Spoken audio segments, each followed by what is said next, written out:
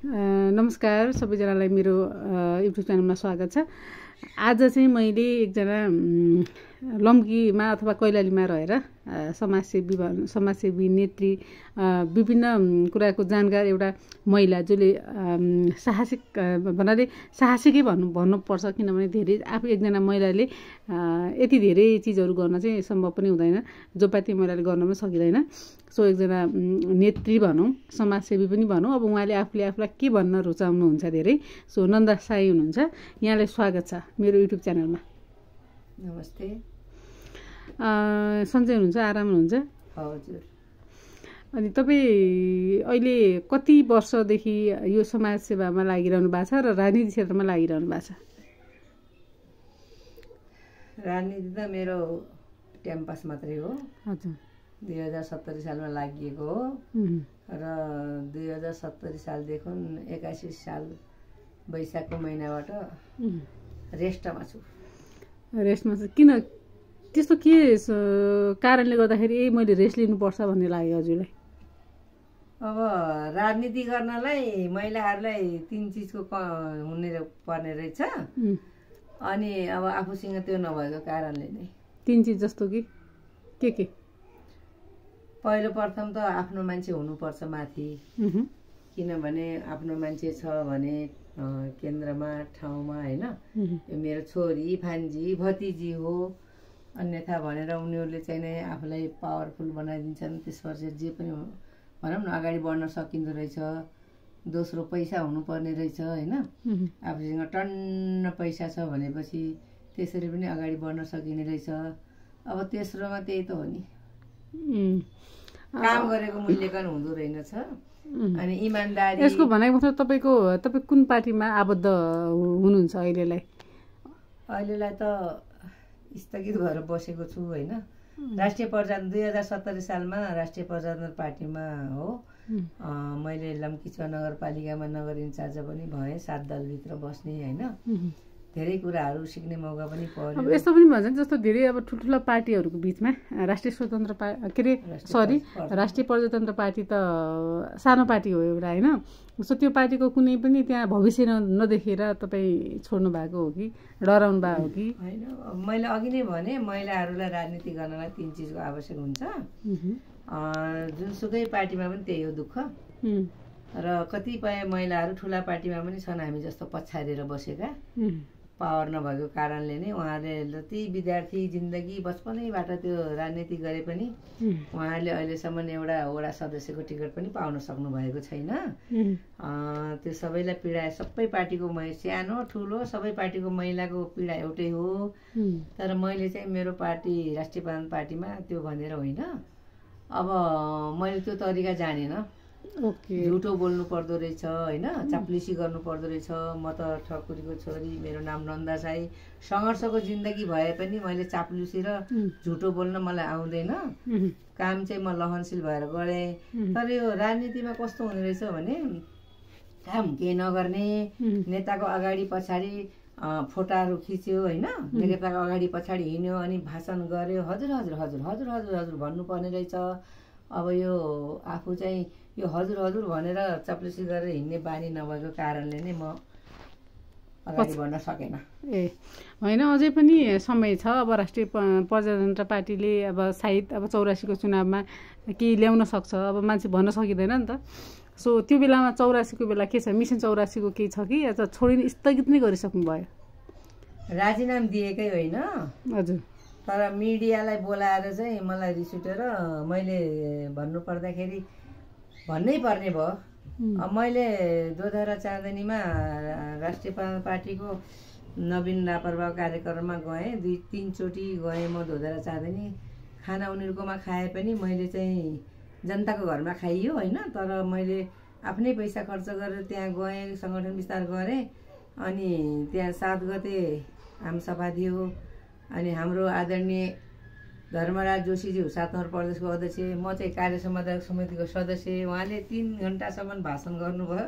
तर उहाँले मेरो परिचय दिनु भएन, किनभने उहाँले यति भनिदिनु पर्थ्यो उहाँ चाहिँ राष्ट्रिय सभा हाम्रो कार्य सम्पादक समितिको सदस्य हुनुहुन्छ 7 नम्बर प्रदेशको।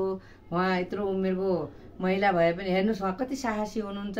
उहाँले आएर यसरी आफ्नो त्यो ठाउँबाट यहाँ आएर यसरी उहाँले यस्तो राम्रो सङ्गठन गर्नुभयो पनि भनिदिनु भएन, मेरो परिचय दिनु भएन। त्यही भएर मलाई दुःख लाग्यो। अनि म घर आएँ। त्यसपछि मैले उपाध्यक्ष पद मागेको थिएँ 7 नम्बर प्रदेशको। अनि उहाँले मलाई त्यो पनि दिनु भएन। त्यो पद नदिएको कारणले पनि मैले होइन, पदै ठुलो होइन, पार्टीमा राम्रो काम गर्दै जाने, सङ्गठन विस्तार गर्दै जानु नै ठुलो हो भनेर सोचेँ। तर त्यो होइन रहेछ।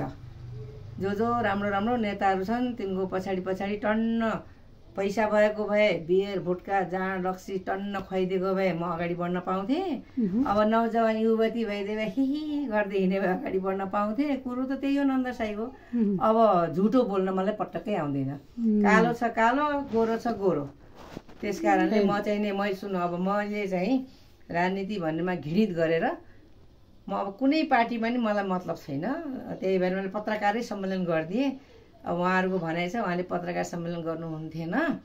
त्यस्तै गरेर अस्ति नै मलाई एकजना हाम्रो होइन, मलाई एउटा क्वेसन, तपाईँको चित्त दुखाइ भनेको खासमा भनेको राजनीति आफैमा गर्ने हो, अरूले यो चिज गरे भनेर हजुरको जुन चित्त दुखाइ थियो त्यो भनेको त एउटा आक्रोश भयो। हजुरले यत्रो समयदेखि जुन पार्टीका लागि गरेको जुन योगदान छ त्यो त हजुरलाई थाहा छ नि त।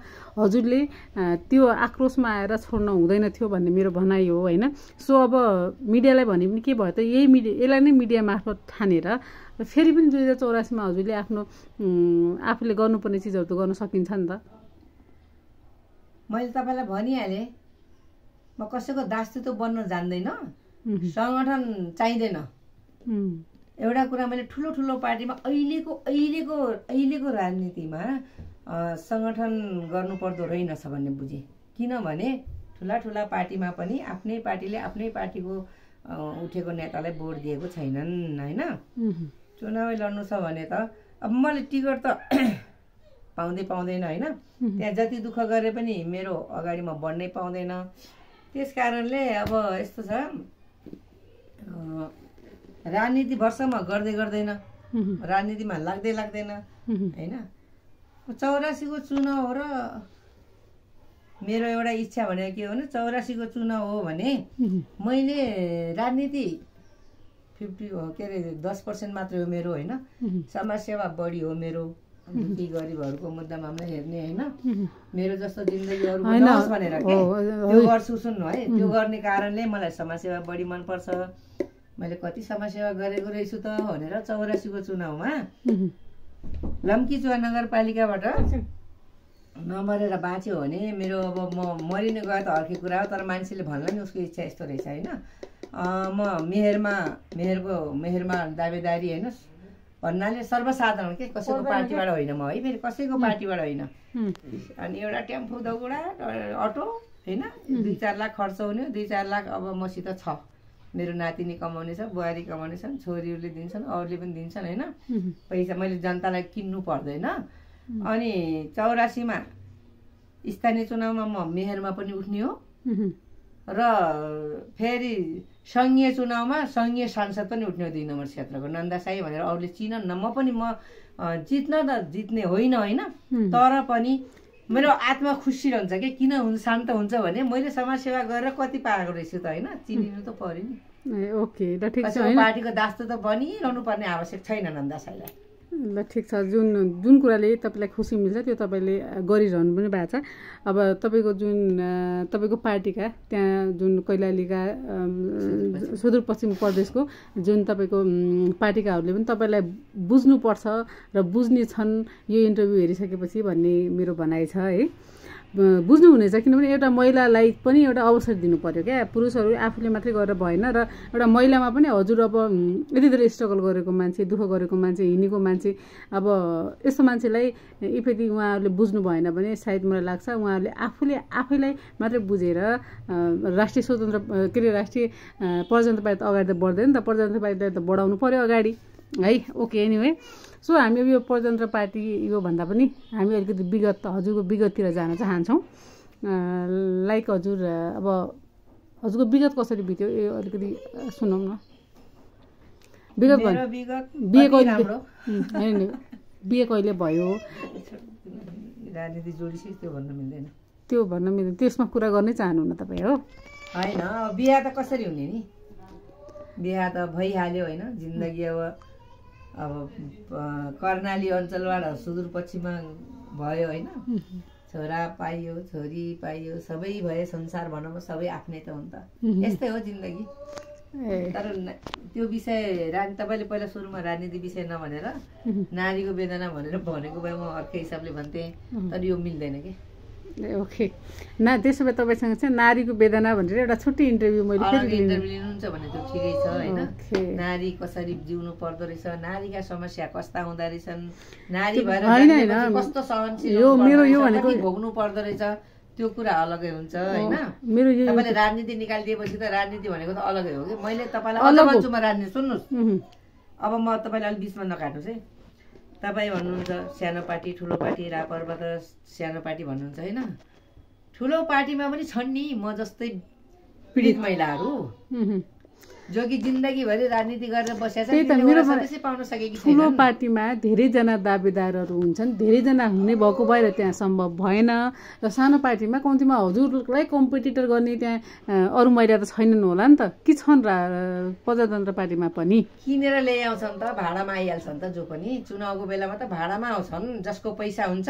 अनि एउटा कुरा यस्तो छ, नेपालको चलन जुनसुकै पार्टीमा पनि के देखेँ मैले भने, तपाईँले चुनाव लड्न छ भने पहिलो प्रथम टिकट काट्नलाई, आफ्नो टिकट ल्याउनको लागि आफ्नो केन्द्रीय अध्यक्षलाई पैसा दिनुपर्ने, त्यसपछि गएर आएर जनतालाई पनि पैसा दिएर किन्नुपर्ने। अनि मसित त त्यो टिकट दिने पैसा पनि थिएन, अनि जनतालाई किन्ने पैसा पनि छैन। पहिलाको जमानामा चाहिँ होइन, तपाईँको विश्वास हुन्थ्यो, मान्छे हुन्थ्यो, आफ्नो मान्छे भनेर हात पाउ जोडेर मान्छेले जित्न सक्थे होइन। अहिले काङ्ग्रेसलाई दिन्न, एमालेलाई भोट दिन्न, आफ्नो सङ्गठन किन गर्ने? हामीले देखेका छौँ, भोगेका छौँ। अनि के का पार्टी चाहियो? किन चाहियो पार्टी? सङ्गठन किन चाहियो? सबै पार्टीमा त्यही छ नि त। ओके, ठिकै छ। अरू तपाईँलाई अब मन लाग्ने कुराहरू जस्तो समाजसेवी तपाईँलाई मनपर्छ भन्नुभयो, तपाईँले यसमा चाहिँ पछि चाहिँ अब केही समाजसेवाका लागि समाजसेवा गर्छु मात्रै भनेर भएन, अब केही न केही तपाईँले सङ्गठन नखोलेर केही न केही लाइक तपाईँसँग केही त्यस्तो ब्याक स्रोत केही पनि नभएर तपाईँले समाजसेवा गरेको कसैले देख्दैन क्या। सो त्यस्तो केही छ जुन चाहिँ वृद्धाश्रम पनि यस्तो छ। म 2060 सालबाट घरेलुको प्रशिक्षकको तालिम सिकाउने होइन। अनि 2060 सालबाट सिकाउने बेलामा मसित विद्यार्थी तालिम हातले बुन्ने हाते उजिरको प्रशिक्षकमा त्यो सिक्ने बेलामा मसित 15 जनादेखि 20 जना सिक्ने सहभागी हुन्थे होइन। समाजसेवा भनेको तिनले नै मलाई चिन्न पाए कि नन्दा गुरु भए म होइन। उनलाई सिप दिए, सिप भनेको आत्मनिर्भर हो के। म पनि त्यो सिपै सिकेर म आत्मनिर्भर भएको मान्छे हुनाले नै म समाजसेवी भएँ होइन। अनि म सन्तुष्टि कसरी हुन्छु भने दिदी बहिनीहरूले सिप सिक्नै पर्छ कि, चाहे सिलाइ कटाइ सिकाउनु, चाहे ब्युटी पार्लर सिकाउने या हरेक कुनै होइन अचारहरू तालिमहरू सिप सिक्न नारीहरूलाई आवश्यक छ। अहिलेको महँगाईको जमानामा त एउटै श्रीमानले कमाएर मात्रै बालबच्चा गुजारा गर्न सकिन्न। कतिसम्म श्रीमानलाई हात थाप्ने, दुध ल्याउनु, दही ल्याउनुहोस् होइन, चप्पल च्यात्यो, लिपस्टिक ल्याउनुहोस् होइन। अब अहिलेको जमानाअनुसार फेसन गर्नै पर्ने हुन्छ। त्यो पुर्याउन नसकिने हुनाले आफ्नो आत्मनिर्भर गर्नलाई दिदी बहिनीहरूलाई, नारीहरूलाई के भन्छु भने सिप सिक्नुहोस्। अहिले श्रीमानको कमाइमा तपाईँहरू धेरै सान झाडेर हिँड्नुहुन्छ, भोलि तपाईँ फेरि तपाईँको छोराछोरीले पनि कमाएर दिनेवाला छैनन् र तपाईँ पनि भोलि सिपै केही भएन भने तपाईँको पैसाले मात्रै तपाईँलाई कहिल्यै पनि पुग्नेवाला छैन। पैसा भनेको त हातको मैलो, आज हुन्छ भोलि हुँदैन। म मेरो दिदीबहिनीहरूलाई त्यही भन्न चाहन्छु होइन। जो मेरो युट्युब हेर्ने दिदीबहिनीहरू छन्, अर्काको कुरा काट्नु भएन, अर्काको रिस मान्नु भएन, अर्काको देखाखिसी पनि गर्नु भएन के। अहिले सुन कति महँगो छ, श्रीमानलाई मलाई यो दिने भए दे नत्र नदिए होइन भनेर झगडा गऱ्यो भने अनि डिप्रेसन हुन्छ नि, श्रीमान त मरिहाल्छ नि। त्यो के धेरै जस्तो प्राय महिलाहरूले श्रीमानलाई टर्चर गरेकै कारणले पनि श्रीमानहरूले अहिले भनौँ न हार्ट एट्याकको बिरामी भएर मर्नुपर्ने स्थिति पनि पुगेको छ कि। त्यसो गर्नु भएन दिदीबहिनीहरूले। एउटा राम्रो लेसन पनि हजुरले दिनुभयो होइन। त सो अब ठिकै छ, हामी अब अन्तिमतिर आइसकेका छौँ होइन। सो तपाईँले के भनिदिनु पर्यो भने अन्तिममा चाहिँ अबको चाहिँ प्लान तपाईँसँग अर्को नेक्स्ट इन्टरभ्यू पनि म लिन्छु। त्यो नारीको वेदना मलाई लाग्छ त्यो अलिकति मलाई जान्न मन लागिरहेछ तपाईँको लाइफ जीवनको विषयमा चाहिँ। सो नेक्स्ट टाइम लिउँला, अर्को समयमा लिउँला। र आज अन्तिममा मैले सोध्न बिर्सेको कुरा र तपाईँले चाहिँ भन्न मन लागेको कुरा के छ? मैले त्यहाँनिर त्यस्तो भन्दाखेरि कसैलाई अन्यथा लाग्ला होइन। तीन चिजको कुरा गर्दाखेरि आफूलाई अनुभव भएको कुरा त्यो गर्नै पर्ने बाध्यता हुन्छ। अनि राजनीति गर्ने भनेको कस्तो हो भने सुदूरपश्चिमतिरका तपाईँको पार्टीका नेताहरूलाई के भन्नु छ? नाइ, मेरा पार्टीका नेता सुदूरका, पूर्वका, केन्द्रका, यी सब पूर्व मेची र महाकालीका मेरा कार्यकर्ता नेताहरू छन् नि, सबै राम्रा छन्। म मात्रै नराम्रो भएर पार्टीबाट साइड लागेको।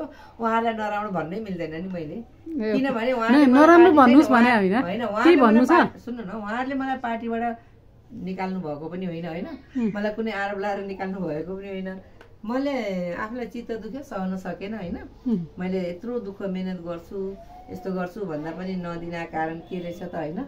ठिकै छ भनेर मैले उसमा गएर आक्रोश गरेँ। उहाँहरूले भन्नुहुन्छ अरे अस्ति नै एउटा कार्यक्रममा आएको बेला एकजना मेरो भाइ बहिनी छन्, उहाँले भन्थिन्, नेताहरूले भन्थे अरे एक दुईजना, उहाँले जसरी मिडियामा गएर छोड्नुभयो पार्टी त्यसरी मिडिया बनाएर आउनु पर्यो भन्नुहुन्थ्यो। मलाई के को आपत्ति छ भने त्यो मिडिया बनाइ आउनु पर्यो नि। म राजनीति नै गर्ने मन लाग्यो भने त होला नि, कतै पार्टीले त्यसो होइन। त्यस्तो भन्दा पनि अब तपाईँलाई म के एउटा सल्लाह दिन्छु त भन्दाखेरि, सल्लाह सुझाव तपाईँलाई के दिन्छु त भन्दाखेरि, चित्त दुख्यो भन्दैमा तपाईँले गरेको स्ट्रगलको पार्टी छोड्नु भएन र त्यहाँ चाहिँ सहमत गरेर कति कुरामा कन्भिन्स गरे हुन्छ। उहाँहरूले पनि गलत बुझ्नुभयो होला, तपाईँको पनि गलत बुझाइ होला, कतिकाहीँ मिसअन्डरस्ट्यान्डिङले गर्दाखेरि कति चिजहरू चाहिँ चित्त दुख्छ के। सो यो कुरालाई तपाईँले बुझ्नुहुनेछ र तपाईँका सबै पार्टीहरूलाई बुझ्नुहुनेछ। त्यो 2084 सालमा चाहिँ तपाईँको यो 7 नम्बर प्रदेशका जो तपाईँको पार्टीका नेताहरूले चाहिँ तपाईँलाई बुझेर र तपाईँलाई एकदमै छलफलमा बोलाउनु हुनेछ र तपाईँलाई हामीले के न के देख्न पाउनेछौँ भन्ने आशा छ। सो धन्यवाद तपाईँलाई मेरो यो युट्युब च्यानलमा चाहिँ यतिको समय दिनुभयो। धन्यवाद।